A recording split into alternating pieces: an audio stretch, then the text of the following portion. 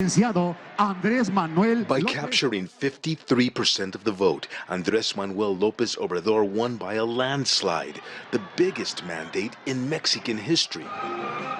His Morena party now controls both houses of Congress and holds a growing number of governor seats in the states.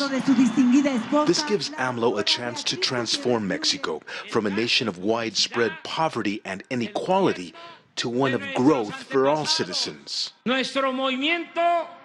Our movement has transcended because it arises from ideals and principles, is governed by them, and does not limit its purpose to a simple change of government, but aims to overcome forever the corrupt and ruthless regime that came before us.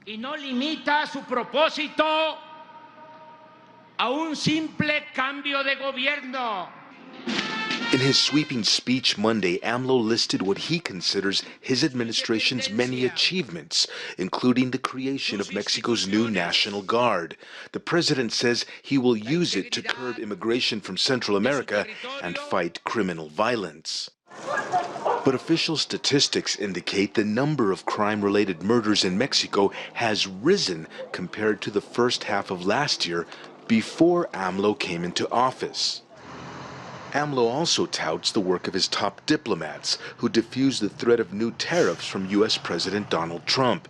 Mexican merchandise continues to enter the U.S. with no additional taxes.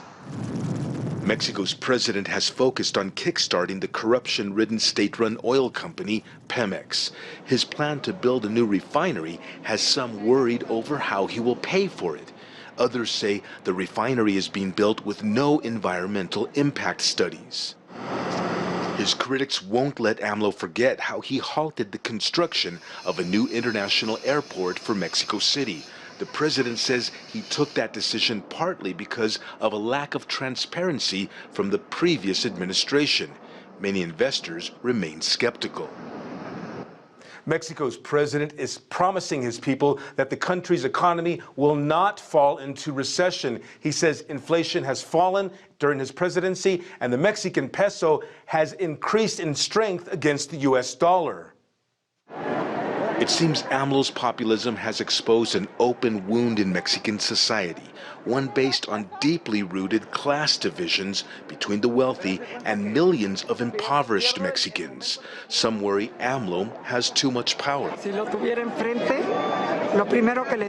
If I had him in front of me, the first thing I would tell him is to govern with his head, not with his gut, not with his pride, to open his ears to the council of capable people that he should have in his cabinet. Polls indicate that though Mexico's president has lost a few percentage points since taking office, his overall public approval rating is still riding high at around 60%. Franc Contreras, CGTN, Mexico City.